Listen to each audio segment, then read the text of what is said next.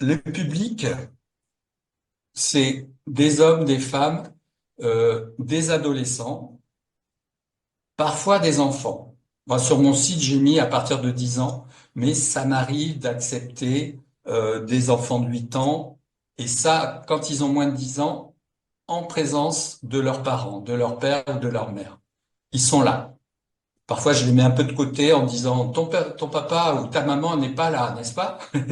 Alors qu'elle est là. Et il y a un petit jeu avec les enfants, c'est différent, on est plus ludique, etc. Avec les ados, des fois on utilise la même hypnose, mais des fois c'est différent. Euh, Hommes et femmes jusqu'à 70-80 ans, voilà. Euh, et donc pour les résultats, on a très souvent diminution du stress, amélioration de la confiance en soi. J'ai souvent des peurs de conduire aussi ou de prendre l'avion. Ça, en quelques séances, ça se résout. Pour l'avion, je dis aux gens, venez faire une séance déjà, on va diminuer, on va travailler dessus, et ensuite, venez faire une séance quelques jours avant le départ, le décollage.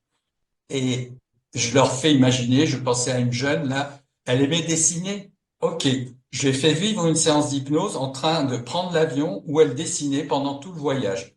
Et c'est ce qu'elle a fait, et puis ça s'est super bien passé, même des voyages très longs, hein. Euh, le sommeil peut être résolu aussi assez rapidement. J'ai une dame de 70 ans qui est venue, elle avait des douleurs la nuit. Je prends juste un peu de temps pour vous parler de ce cas. Ça fait un moment. Elle avait des douleurs la nuit, mais c'était normal parce qu'elle avait eu une opération du dos, une opération des pieds.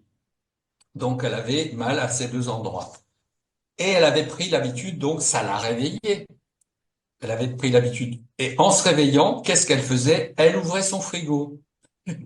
Et donc elle avait pris l'habitude de manger. Donc on a travaillé sur les douleurs. On a travaillé aussi sur trouver d'autres choses à faire quand elle se réveille. Eh ben, elle est allée voir son médecin, qui est dans mon village d'ailleurs, et elle lui a dit, enlevez-moi les antidouleurs. Et donc, le médecin lui a dit, bah, elle lui a expliqué qu'elle était venue me voir. Son médecin lui a demandé des cartes de visite. Et voilà. Donc, il a fallu quelques séances. Cette dame, elle a quand même eu le courage et la volonté de venir 4, 5 fois. Euh, voilà. Qu'est-ce que je peux vous dire encore? Des problèmes de communication, des problèmes euh, de blessures de l'enfance, comme je l'ai dit. On va, en fait, quand il y a très souvent, le stress ou des addictions, des choses comme ça peut venir de loin. En fait, ça peut venir d'un déséquilibre familial, de choses comme ça. Bon. Et ça, on le sent assez vite. Et les gens, ils viennent pour ça, mais ils sont peut-être pas prêts tout de suite à aller dans le passé. On prend le temps. Il y a des femmes qui me disent qu'elles ont été incestées ou violées. Des fois, c'est à la première séance, mais des fois, elles ont besoin d'un peu de temps. Bon, mais on va pas rentrer tout de suite là-dedans.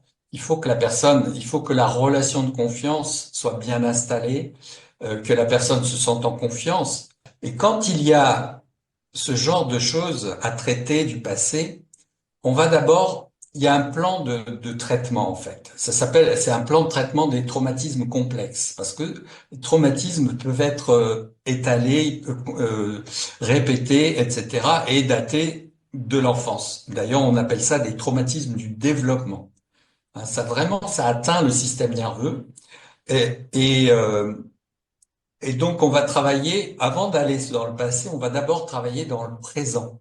Le présent, c'est-à-dire diminuer les symptômes gênants de stress, par exemple, et augmenter les ressources de la personne, lui amener de la confiance, etc., pour qu'elle se sente un peu plus forte, pour affronter, parce que il faut quand même, il faut pouvoir affronter, hein, ça peut être difficile. C'est pour ça d'ailleurs que j'ai le MDR. J'ai aussi l'EFT, on n'en a pas parlé, mais c'est une autre façon, un autre outil pour gérer les émotions et les traumatismes.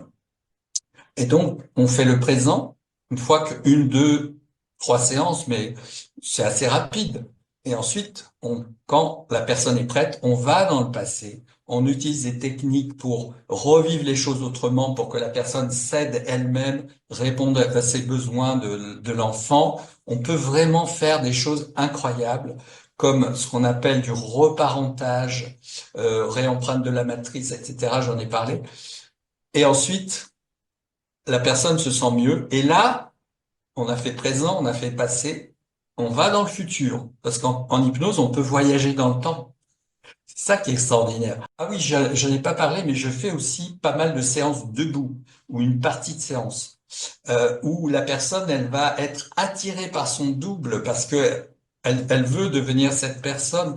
Donc, aller dans le futur, c'est se voir avec des ressources. Et puis, comme faire en sorte que le double du futur nous transmette ses ressources. Et parce que l'inconscient ne fait pas la différence entre le passé, le présent, le futur. Et d'ailleurs, quand des personnes, à force de ruminer des choses du passé ou des choses du futur, des choses négatives, ils vont avoir les symptômes qui correspondent, comme si la chose était là. Et donc, à l'inverse, nous, on va utiliser ça pour passer du présent dans une même séance aussi. Ça m'est arrivé récemment.